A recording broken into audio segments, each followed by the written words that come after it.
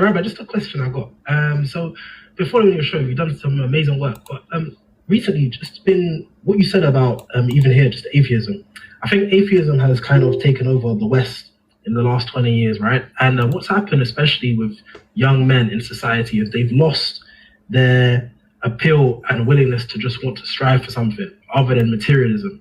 So, a lot of men right now are joining Islam. A lot of young men are joining Orthodox Christianity. As Putin says in his speeches and things, men are just searching for some type of outlet.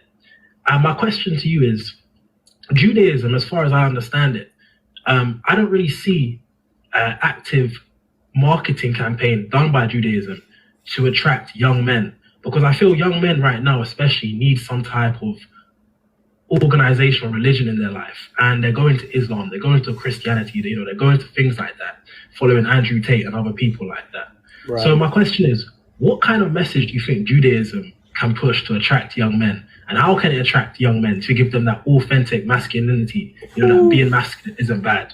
Because as far as I see it, when I look at Judaism, I see rabbis who are old and beards, and I see women running the show in a sense, and I don't know. I don't see. How do you have this inside information? Well, Stanford Hill, Golders Green, places like Williams. Yeah, Stanford Hill. Yeah, Golders Green. Yeah, no, I've been to Golders Green. I've never been to Stanford. Right. But I don't see the active youth. I don't see that, young men on the front line pushing. So I'll tell you. Judaism. Yeah. The masculine Jews all moved to Israel. Okay. They're the ones fighting in the front line, and they're typically not religious. Okay. There are some who are religious. I would say the most masculine religious Jews are the settlers. Okay. Everything you said is spot on.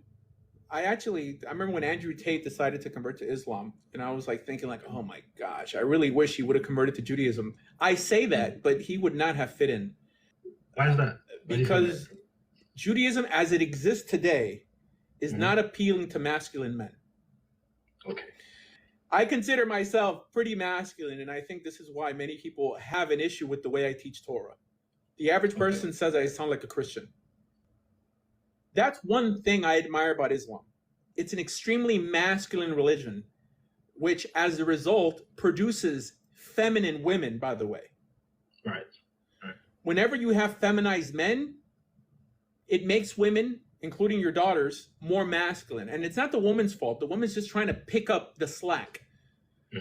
The modern day Jewish movement, especially in the Ashkenazi world, believes that men should learn Torah all day and women are supposed to support them financially.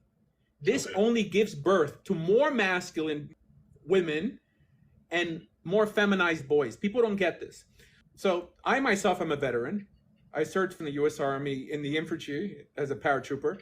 I'm a fighter, and I typically don't fit in with the average Jew. It doesn't go against Jewish law. Jewish law is quite masculine. The rabbis in the Talmud were very masculine. It says that the Roman Empire had a whole legion in the area of Judea just to deal with the Jews because they were so buck wild, zealots, shanking people. That's why they were called the Sakari. Fast forward to today, and I think it's ultimately the result of leftism that has crept into the Jewish world, which always favors the woman. It weaponizes the woman, and even Kabbalistic Judaism teaches that women are superior to men and that men should listen to women. Only Kabbalah. Kabbalah teaches that women are on a higher level for many different reasons. Now, I disagree with Kabbalah. I don't think anyone is inherently greater. Some smart men, dumb guys, but it prioritizes the woman and her needs, and this is why Jewish men are kind of weak, even in the secular sphere. I'm trying to change that. How? By teaching Judaism online from a masculine perspective, probably 5 times a week. Okay. There are Jews who think like I do. My friend Pesach Davis, this is a rabbi who was a Rosh Yeshiva, like a head of a yeshiva in Beit El. They're men, but they're just not, they don't have a big following.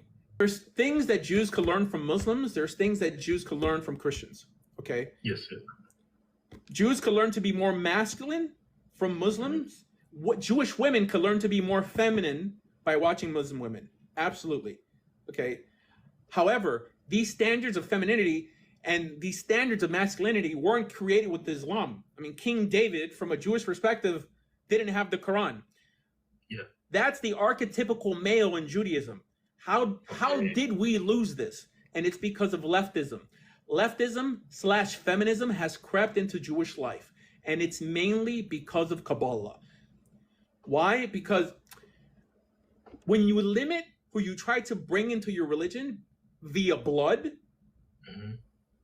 and tell them that what makes you special is the blood in your veins, because this is what Kabbalah basically teaches, it gets people to just change the way they act, not change the way they think. Because you're saying all I have to do is keep Shabbos and keep kosher, right? But I don't have to change anything else. Once you have a global vision for humanity, and I believe that Torah is completely universal, it's for anybody who wants to join, right? But to actively, to proselytize is a masculine pursuit. To try to physically influence other people with your values, let your voice be heard, destroy evil, right? Fight those who are trying to hurt you, that's masculine. That's what Judaism lacks. And this is why they'll tell you, only a feminized man could tell you, we don't believe in proselytizing. We just want to be left alone. I want to learn Torah all day and have my wife support me. It's not going to attract masculine guys. Okay. Now, this is not the Talmudic message. This is not the Torah message. This is the result of groups like Chabad and this uber spiritualized form of Judaism we're living today. This is why when I ever debate these rabbis, I'll stick to the Talmud and the Torah. I don't care what the Tanya, which is like Chabad's Bible, has to say on anything, or Kutei Moran, which is like the Breslov Bible, like all these Kabbalistic ideas has changed the reason to remain Jewish. My question is, just focused on that void, because when we look at the world now, Rabbi, as you said, we can just see that men are looking for something. Maybe it's the fatherless homes, and my dad said the same thing to me. My dad's of Jamaican ethnicity, and he said he never saw this problem growing up. But now when we look at the world, we're seeing men turn into influencers for advice, and suddenly men just don't have really a choice of what they want to be, or what direction they want to go. And I think I've seen so many people online and in person just converting to Islam or the church, or finding some types of cults just to follow, to find a guide. So I just was really curious about what is your approach to this and handling it. I've seen so many people online and in person just converting to Islam or the church, or finding some types of cults just to follow, to find a guide. So I just was really curious about what is your approach to this and handling Judaism's approach to this. Because I probably imagine Jews are facing the same problem with, young men losing their way and not understanding what is right and wrong in the world, and what is it to be a man in this century, when masculinity is kind of been lost. I always strive to tell the truth and then give my opinion. I'm here promoting Judaism, but Torah Judaism. I don't care about the culture. The culture, as it exists today, the culture is a bit inferior when it's trying to give birth to boys and girls who are going to be productive and keep their families safe in society. However, even though there are things I admire in Christianity and in Islam, I stay Jewish and I promote Judaism because I believe the foundation is pure in Judaism. It just makes more sense. While the philosophy that gave birth to Christianity and Islam, I believe, is eventually going to catch up with them. And it does in many ways. In a Christian perspective, trying to live a religious existence without standards gets you to fail in many aspects in life, like in dating, for example. The average Christian doesn't have standards of dating. They have no rules, so they keep on stumbling over and over again.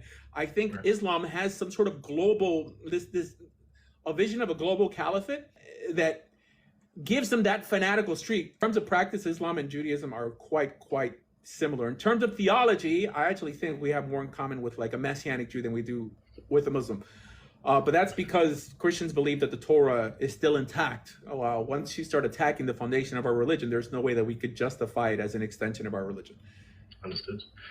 Bro, just one last question. So what advice would you give to me, and I can pass on maybe to other prospective people, young men looking for some type of guide in their life? What would you say, something I could say to them regarding Judaism, to say this is why you should look into it? Or anybody who converts to Judaism now is going to be made to suffer. That's a fact. Okay, but that's how you make things better. Because of the current political situation? The Torah doesn't belong to Jews, okay? Yeah. The Torah belongs to whoever accepts it and wants to keep it. If you see a religion misappropriating your source material, it behooves you to step in and try to make things better from within, because that's the only way you're going to be influential, right? Yeah. So if you would join Judaism, your goal would be to fight against all the femininity amongst men, all the masculinity amongst women, in some way combining Zionism with Judaism. All that has to change. The Torah has to be not tampered with. We can't politicize Judaism because sometimes you could find a church, a mosque that seems like, hey, these guys are more like me, but their source text is built off of something else. From this perspective, it's corrupted, and it eventually produces corrupted people. So I put my faith with something that has the foundation intact, than with something that just has a pretty building built on top of it. Of course. It's like anything great and meaningful in this life, you're going to be made to suffer. They push, you push back. Probably that's one of the biggest marketing campaigns that could be done to maybe attract those young men who are lost. Because there's a lot of lost young men in this world. Yeah, well, the Torah is pro-conversion, obviously. I mean, on Mount Sinai, there was a mixed multitude of people. The rabbis teach that they outnumbered the Hebrews, and they all became Hebrews, right? And what's the half of the Bible made up of? A bunch of guys going to war. Right? I mean, real ninjas hopping in there and not playing around. The King Davids of the world, you know, like the Pinchas. This is the image of the Torah of a man. Now, yes, it also showed feminine men and how God disliked that. Men who wanted to go back to Egypt. Men who wanted security over liberty. It was better for us who were fed. He didn't want a bunch of weaklings representing his will. So he punished those people and unalived those people, because better that the Jewish people be destroyed than his philosophy, his message become perverted. Right. The question is it perverted today or not? You know, I think so. Yeah. And it's a call for everyone to police their own people, whether you're a Christian or you're a Muslim. If you feel that something's not right, there's a medrash. There's like a Jewish legend that says that in a place that lacks masculinity, be a man. I mean, step in. But this idea that I don't want to rock the boat because it's, I mean, look at the stuff that people, say about me. But they can't beat me in a religious debate about Judaism. So they'll say, I'm a fake rabbi. I'm a fake Jew. I'm a fake this. I'm a fake that. It's just like, that's showing her off. Yeah. You're going to get attacked. Right? I mean, I could take it. The average person would just quit or give in. Cowardice kills. There's two things that keep this planet from improving. Cowardice is one, and lying is the other. People who can't debate will defame you, right? The problem is other people won't come to your defense because they're cowards. And that is the bulk of religious people, because they just want to be liked. And I get it. You know, it's nice to be liked and invited to all the bar mitzvahs and simchas. You've diminished the purpose of being a man. Okay? Right. It makes absolutely no sense. Anyways, that's it. Well, thank you very much, Rabbi. I'll pass this message on to any prospective friends of mine that are considering religion. If they're considering Islam or Christianity, I'll give them this option, and myself as I'll look into it. We'll get Andrew Tate back, and we'll get Sneakle back, and we'll get people who yeah, you know, it's a shame. It's true. If Andrew Tate walked into a synagogue, you know how many women would spit on him? Dr. Laura, there was this lady named Dr. Laura Schlesinger who actually had a Jewish father but had to convert to Judaism because she believed in the religion. And she's a conservative, right? Politically conservative woman who gives advice to women on everything, on marriage, on how to be a good mother. She said that her biggest hatred were from Jewish women. Wow. Even after she converted. Why was that? Because most Jewish women are extremely on the left. And being on the left means, at least in America, feminizing your men, making your women more masculine. The whole Dr. Spock, the 50s, there was a Jewish doctor that tried to instill the left-wing agenda on how to raise children, and the modern world hasn't departed from it. And this is what gave birth to the hippie movement. How the left essentially controls Judaism, even within Orthodoxy. Okay. The influence that they have, it's almost like unrecoverable. Right. And do you see that breaking in the next 50 years or 100 years after? It's not a coincidence that in the time of the Second Temple, it was the converts that saved Judaism. Okay. Rabbi Meir, Rabbi Akiva, Shammai of Tali, and Onkelos. The biggest rabbis had either parents who were converts or were converts themselves. People did it. We have to de-ethnicize the religion, and we have to wash out the bad blood. Okay. Keeping Torah and promoting Torah values is what makes you a Jew. This is why every time I see a Christian walking down the street who has good values intact, I see a Jewish person within them fighting to get out. Because we need, I mean, it's a match made in heaven. I'm probably Good. the same. I can say, yeah. Good, masculine, traditional Christian values accompanied with Torah values. Beautiful, right? But the idea that the average Jew aligns more with leftism than it does with the average, morally, than with the average Christian, it's absurd. I was the assistant rabbi of the synagogue in Richmond, Virginia called Young Israel. And then, like, I asked the head rabbi, I'm like, you know what? There's going to be a protest at an abortion clinic on Sunday or something like that. I think we should go.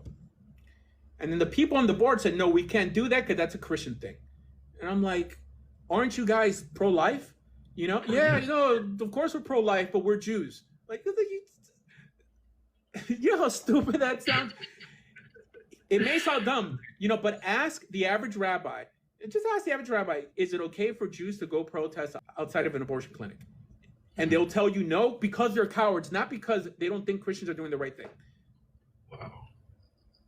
Because they're like, how's it going to look? We don't do that, da-da-da. This is why they don't proselytize. Who are we to impose our will on everybody else?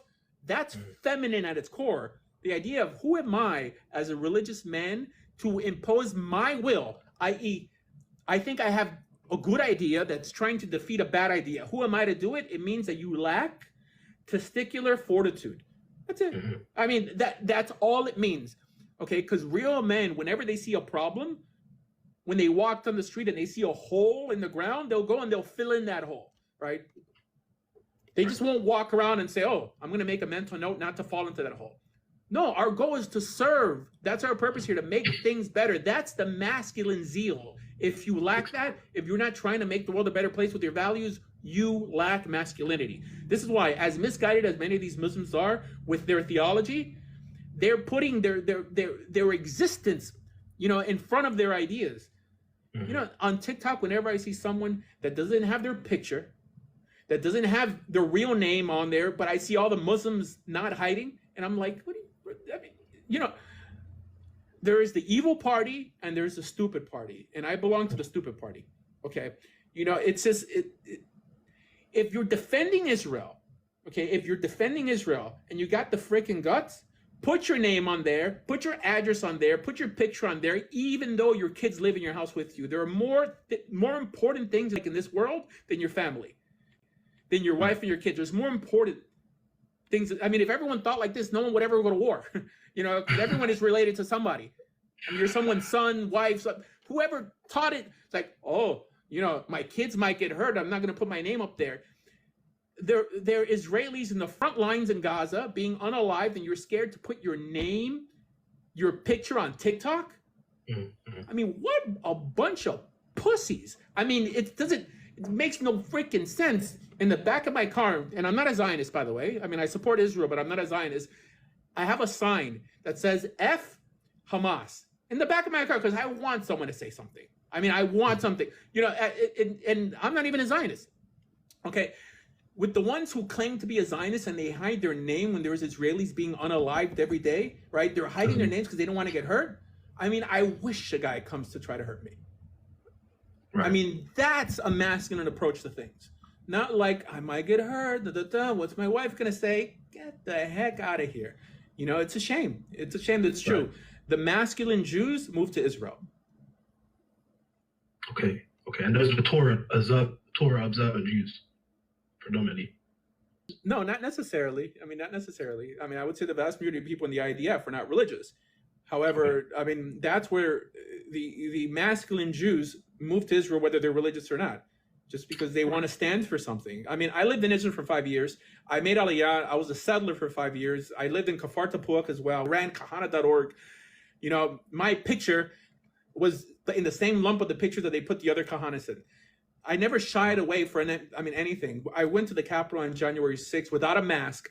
Okay. I mean, I was there because I believe in standing for what I believe in. Right. And I don't care if I get doxxed. Like, what does it mean? There's more important things on this planet than just, having a warm bed and kids that are safe. Yes. Yeah. All right. All right. Thank you very much.